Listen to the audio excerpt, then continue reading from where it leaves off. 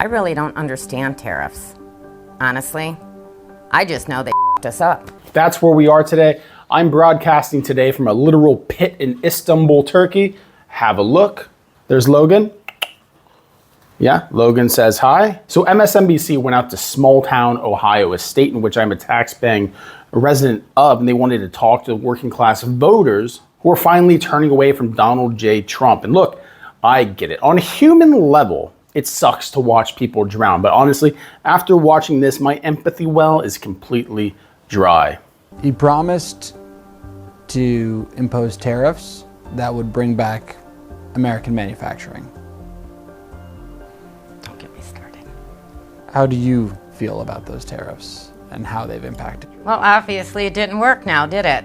You've had a couple months to try and get a new job. What has that process been like? Depressing. Since January, I have been applying, and it got so bad that I almost had a breakdown in March. I actually have panic attacks.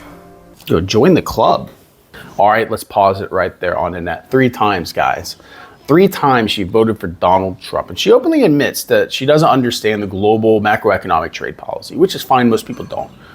But instead of looking at the actual complex mechanics of global supply chains, she just bought into the bumper sticker slogans. And now that the private equity vultures have picked her factory clean and have moved it to China, she's having panic attacks. It's a tragedy on a human level, yes, but it's also a direct, mathematically predictable consequence of treating the global economy like a reality TV show. You can't actively vote to dismantle the very regulatory and economic frameworks that protect your union job and then act shocked when the leopards eat your face. If you could talk to President Trump directly right now, what would you tell him? Should you want me to really say it on air? I say, you. And I don't mean to be disrespectful to any leader, but he's disrespectful to us, and he doesn't care. Well, now he's disrespectful, Rob. Rob's the guy who watched the neighborhood bully push every single kid off the swing set for 10 years and cheered for him. And now this guy's genuinely baffled that the bully kicked over his own ice cream cone. The man spent a solid decade mocking Gold Star families, POWs, disabled reporters, entire demographics of human beings, but it took the economic consequences finally to trickle down to Willowick, Ohio. For Rob to realize that the billionaire real estate heir from Queens might not view the guy with the Zoa Energy hat as his equal. The sheer unadulterated narcissism required to think, well, he's awful to everybody else, but he'll be loyal to me is just staggering. The average American is struggling to make ends meet right now. And nobody wants to hear the war's almost over. Nobody wants to hear it's going to get better. You've had a year to make it better at this point. Make it better. Make America great again, right? All we heard was drill, drill, drill during the election, and now all we're getting is drilled into the dirt with these prices. He's backtracked on every single pitch point he had during his election. He's backtracking on.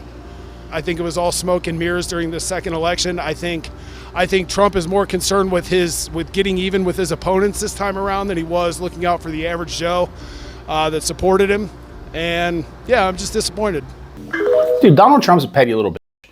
That's the best way. Listen, the kind of unearned respect and loyalty that Donald Trump has really garnered from vast swaths of the American population, from 100 million people in our country, just really boggles the mind. And I think it shows more about the character of these voters than it does anything else. Because like I said, these people all come across as, kind of narcissistic. If you can actually turn away from the traumas that have been done to the world for 9, almost 10 years at this point, and it only bothers you when it actually hits your wallet, or at least that's when you start to see, hey, maybe he lied to us.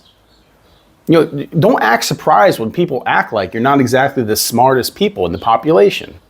But Chris here, the truck driver, I think he's actually the closest one of putting all the pieces together, because he's out there driving the supply chains. He's watching the literal cost of diesel and goods skyrocket, so he can't ignore the macro level grift anymore.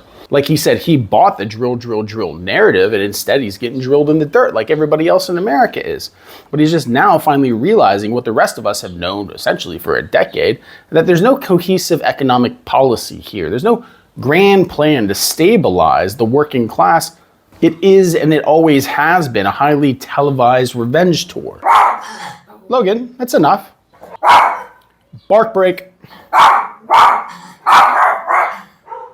We need to zoom out and look at all three of them and realize that you've been trapped in a toxic relationship with these voters for a solid decade. They defended this man at every single turn. The corruption, the wars, the self-deification, the screaming kids watching their parents get thrown into concentration camps, the overall societal collapse. They didn't care. But it's only when it personally affects them that they actually cry. It's like this. Imagine you're living in a small town, right? This is Ohio. Let's talk about Medina, Ohio. It's spelled like Medina, but it's Ohio, so they don't say things right. And you have a family who lives next door. The husband is a drunk, and every night after work, he comes home and takes it out on the kids.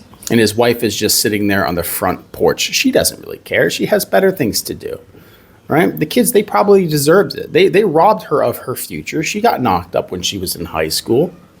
You know, she had scholarships, she had a life to live, and she holds a deep resentment towards her children. She hears the screams from inside, but like I said, she just doesn't care. There's more important things.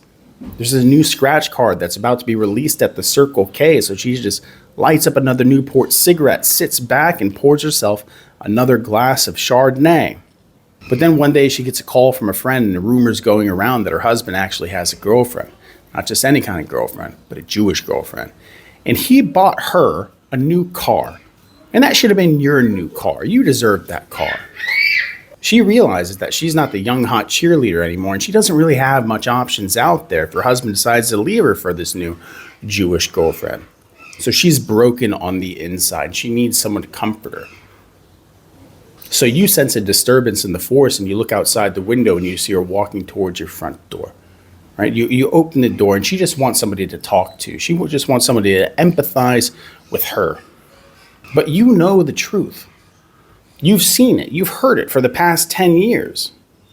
You've stayed awake in the middle of the night hearing the screaming kids and thought, maybe I should call CPS, and maybe I'm a bad person because I haven't called them at this point. But either way, you look her in the eye and you say, thank you, but no thank you. And you slowly close the door and you go sit back down and watch Netflix. You can't feel bad for these people, even if you wanted to, because that is enabling. And that's why people who are leaving MAGA right now are having such a hard time finding any kind of sympathy, anyone to empathize with them, and feeling like they're just utterly alone. Because the fact is they are alone, and it's hard to connect with people who would dance on your grave if you had a different political opinion than they did for the past 9 years. Food for thought as always. Take care.